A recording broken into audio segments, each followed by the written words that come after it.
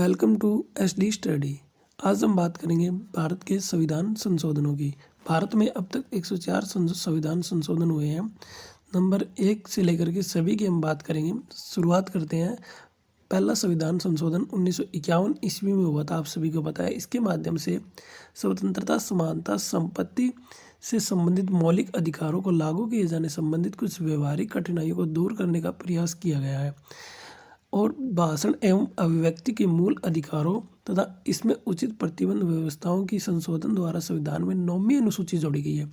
यानी फर्स्ट संविधान संशोधन में 1951 में 9वीं अनुसूची को जोड़ा गया था। वही सबसे इम्पोर्टेंट बात ये है, इसमें उल्लेखित कानूनों को सर्वोच्च न्यायालय की न्यायिक पूर्वालोकन शक्तियों के अंतर्गत परीक्षा नहीं जा सकती थी। संविधान में 9वीं अनुसूची को शामिल किया गया और इसके अनुच्छेद 15, 19, 31, 85, 87, 176, 361, 342 तथा 372 और 376 को संशोधित किया गया। नंबर 2 संविधान संशोधन की अगर हम बात करते हैं तो ये 1952 ईस्वी में हुआ था। अनुच्छेद 81 को संशोधित करके लोकसभा के एक सदस्य के निर्वाचन के लिए 7/12 लाख मतदाताओं की सीमा निर्धारित की गई और लोकसभा के सदस्यों का संख्या 500 निश्चित की गई थी। भी 1952 में दूसरा संविधान संशोधन हुआ था और लोकसभा की 500 संख्या निश्चित की गई थी। उसके बाद तीसरा संविधान संशोधन 1954 ईस्वी में हुआ था। देखो भाई, पहला 1951, दूसरा 52, तीसरा 54 में। राज्य सूची के कुछ विषय संवर्ती सूची में शामिल किए गए तथा इसके अंतर्गत 7वीं अनुसूची को संवर्ती सूची की 33वीं प्रविष्टि के स्थान पर खाद्यान्न, पशुओं के लिए चारा तथा कच्चा कपास, जूट आदि को रखा गया तथा जिसके उत्पादन और आपूर्ति को लोक हित में समझने पर सरकार पर उस पर नियंत्रण लगा सकती है।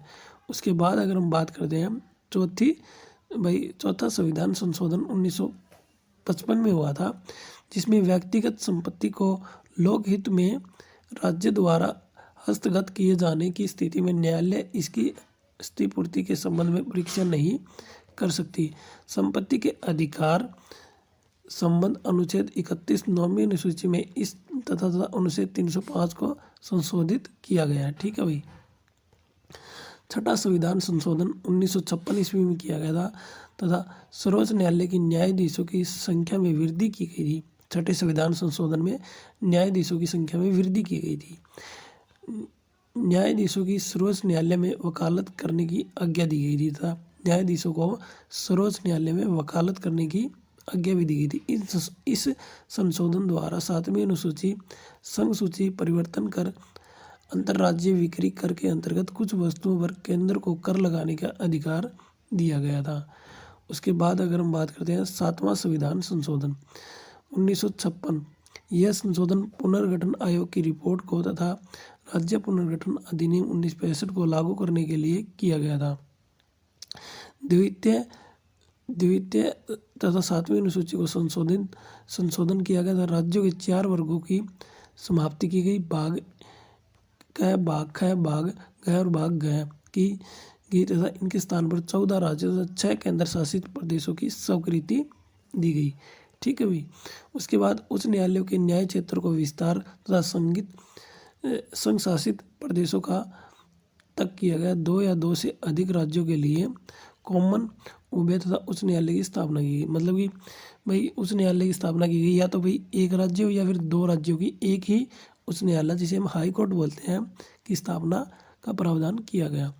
उच्च न्यायालय में अतिरिक्त कार्यकारी न्यायाधीशों की नियुक्ति की व्यवस्था की गई।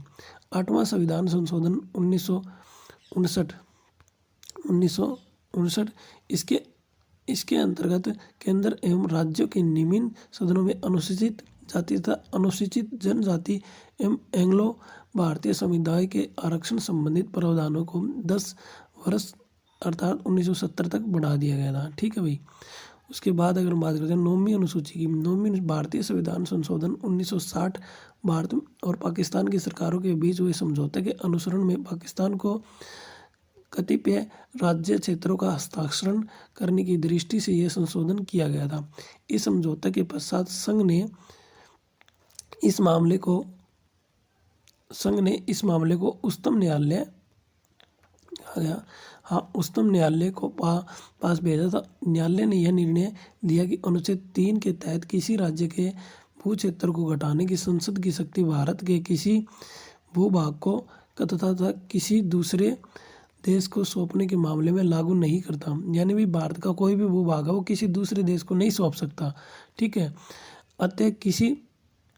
इसके अलावा किसी भारतीय भूभाग को अनुच्छेद 368 के तहत राज्य संविधान संशोधन करके ही किसी विदेशी राज्य को सौंपा जा सकता है। यानी कि अनुच्छेद 368 के तहत संविधान में संशोधन करके ही किसी दूसरे राज्य को आप अपना किसी दूसरे देश को आप अपना देश का हिस्सा या फिर किसी राज्य का हिस्सा दे सकते हैं। पश्चिम बंगाल में स्थित बेरुवारी राज्य संघ क्षेत्र को भारत पाक समझौते 1958 के तहत पाकिस्तान को सौंपा गया था। ठीक है। 10वां संविधान संशोधन 1960 दादर एवं नागर हवेली के क्षेत्र को भारतीय क्षेत्र में सम्मिलित कर उसे केंद्र शासित प्रदेश शामिल करने के लिए किया गया था। ये थे भी भारतीय संविधान के संशोधन 10 संशोधन। उसके बाद नेक्स्ट वीडियो में 11वें से आगे हम बताएंगे। वीडियो कैसी लगी? अगर वीडियो अच्छी लगी तो चैनल को सब्सक्राइब करना, वीडियो को लाइक करना। मिलते हैं दोस्तों नेक्स्ट वीडियो में। बाय।